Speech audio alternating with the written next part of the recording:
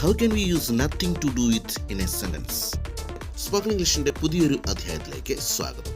ഇന്നത്തെ ക്ലാസ്സിൽ നമ്മൾ ചർച്ച ചെയ്യാൻ പോകുന്നത് നത്തിങ് ടു ഡു വിത്ത് എങ്ങനെയാണ് ഒരു സെൻറ്റൻസിൽ നമുക്ക് ഉപയോഗിക്കാൻ കഴിയുക എന്നതിനെക്കുറിച്ചാണ്. അവൾക്ക് അവനുമായി യാതൊരു ബന്ധവുമില്ല. അതുപോലെ ഞാനും നീയും തമ്മിൽ ഇനിമേൽ യാതൊരു ബന്ധവുമില്ല. ഇത്തരത്തിലുള്ള സെൻറ്റൻസുകൾ നമ്മൾ ഡെയിലി ലൈഫിലെ സംഭാഷണങ്ങളിൽ ധാരാളം ഉപയോഗിക്കാറുണ്ട്. ഇത്തരത്തിലുള്ള സെൻറ്റൻസുകൾ നമുക്ക് എങ്ങനെയാണ് പറയാൻ കഴിയുക? അവൾക്ക് അവനുമായി യാതൊരു ബന്ധവുമില്ല. She has nothing to do with him. അതുപോലെ ഞാനും നീയും തമ്മിൽ ഇനി യാതൊരു ബന്ധവുമില്ല. I have nothing to do with you anymore. ഇവിടെ നത്തിങ് ടു ഡു വിത്ത് എന്ന ഫ്രേസ് ഉപയോഗിച്ചുകൊണ്ടാണ് നമ്മൾ ഇത്തരത്തിലുള്ള സെൻറ്റൻസുകൾ പറയുന്നത്. ഒന്നും ചെയ്യാനില്ല അല്ലെങ്കിൽ യാതൊരു ബന്ധവുമില്ല എന്ന അർത്ഥത്തിലാണ് നത്തിങ് ടു ഡു വിത്ത് നമ്മൾ ഒരു സെൻറ്റൻസിൽ ഉപയോഗിക്കുന്നത്. ഇത്തരത്തിലുള്ള സെൻറ്റൻസുകൾക്ക് ഒരു സ്ട്രക്ചറുണ്ട്. ആ സ്ട്രക്ചർ എന്താണെന്ന് മനസ്സിലാക്കിയാൽ വളരെ ഈസി ആയിട്ട് നമുക്ക് ഇത്തരത്തിലുള്ള സെൻറ്റൻസുകൾ ഉണ്ടാക്കുവാൻ കഴിയും.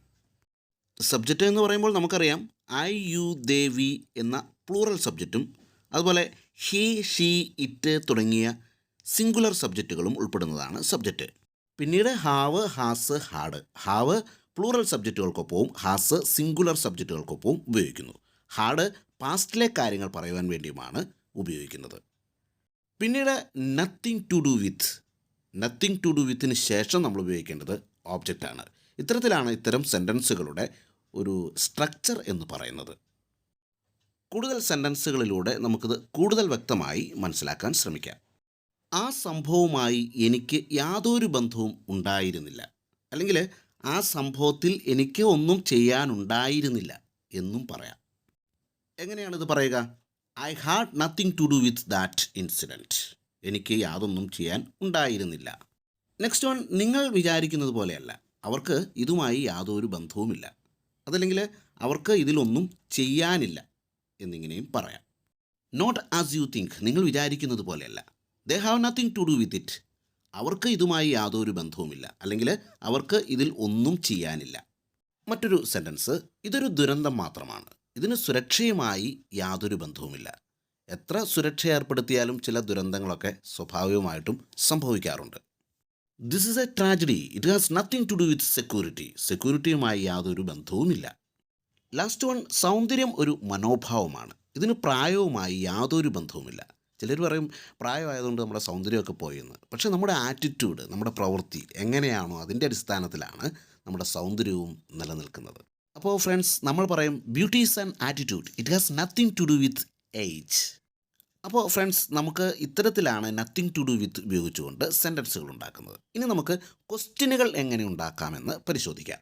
നത്തിങ് ടു ഡു വിത്ത് എന്നതിൻ്റെ സ്ട്രക്ചർ നമ്മൾ ആദ്യം മനസ്സിലാക്കിയിരുന്നു. എന്നാൽ ഇതേ അർത്ഥത്തിൽ തന്നെ ഉപയോഗിക്കാവുന്ന മറ്റൊരു സ്ട്രക്ചർ കൂടിയുണ്ട്. അതായത് subject plus don't have anything to do with plus object. ഈ രണ്ട് സ്ട്രക്ചറുകളും ഉപയോഗിച്ചുകൊണ്ടുണ്ടാക്കുന്ന സെൻറ്റൻസുകളുടെ അർത്ഥമെന്ന് പറയുന്നത് ഒന്ന് തന്നെയാണ്.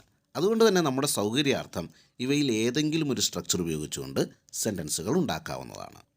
അതായത് അവന് ആ കവർച്ചയുമായി യാതൊരു ബന്ധവുമില്ല. He has nothing to do with that robbery. ഇതേ സെൻറ്റൻസ് നമ്മൾ രണ്ടാമത് പറഞ്ഞ സ്ട്രക്ചർ ഉപയോഗിച്ചുകൊണ്ട് അർത്ഥവ്യത്യാസമില്ലാതെ പറയുവാൻ കഴിയും. അതായത് he doesn't have anything to do with that robbery.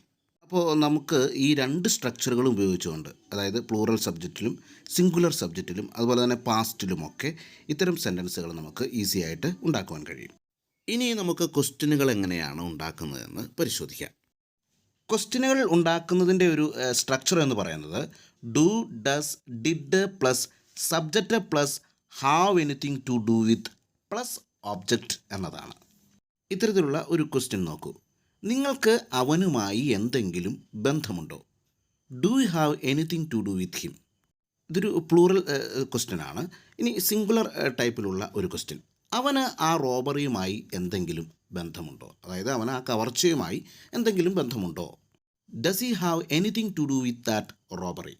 Does he have anything to do with that robbery. ആ കവർച്ചയിൽ അവൻ എന്തെങ്കിലും ബന്ധമുണ്ടോ? ഇനി പാസ്റ്റിലാണ് ചോദ്യങ്ങൾ ചോദിക്കുന്നതെങ്കിൽ ആ തീരുമാനത്തിൽ അവന് എന്തെങ്കിലും ചെയ്യാനുണ്ടായിരുന്നോ? അപ്പോൾ നമ്മൾ പറയും did he have anything to do with that decision. ആ തീരുമാനത്തിൽ അവന് എന്തെങ്കിലും ചെയ്യാനുണ്ടായിരുന്നോ? ഇനി റിയൽ ലൈഫുമായി ബന്ധപ്പെടുത്തിക്കൊണ്ട് ഇത്തരത്തിലുള്ള ഒരു ക്വസ്റ്റ്യൻ നമുക്ക് എങ്ങനെയാണ് ചോദിക്കുന്നത് എന്ന് നോക്കാം. പക്ഷേ എനിക്കറിയണം, ഇതിന് എൻ്റെ ഓഫീസിൽ സംഭവിച്ചതുമായി എന്തെങ്കിലും ബന്ധമുണ്ടോ? എങ്ങനെയാണ് ഈ സെൻറ്റൻസ് പറയാൻ കഴിയുക? But I want to know, does this have anything to do with what happened in my office? അപ്പോൾ ഇത്തരത്തിലാണ് നത്തിങ് ടു ഡു വിത്ത് ഒരു സെൻറ്റൻസിൽ നമുക്ക് ഉപയോഗിക്കാൻ കഴിയുക. അപ്പോൾ പുതിയ സെൻറ്റൻസുകൾ കണ്ടെത്തുക, അവ പ്രാക്ടീസ് ചെയ്യുക, അത് ഡെയിലി ലൈഫിലെ സംഭാഷണങ്ങളിൽ ഉൾപ്പെടുത്തുവാൻ ശ്രമിക്കുക. Thank you for watching my video.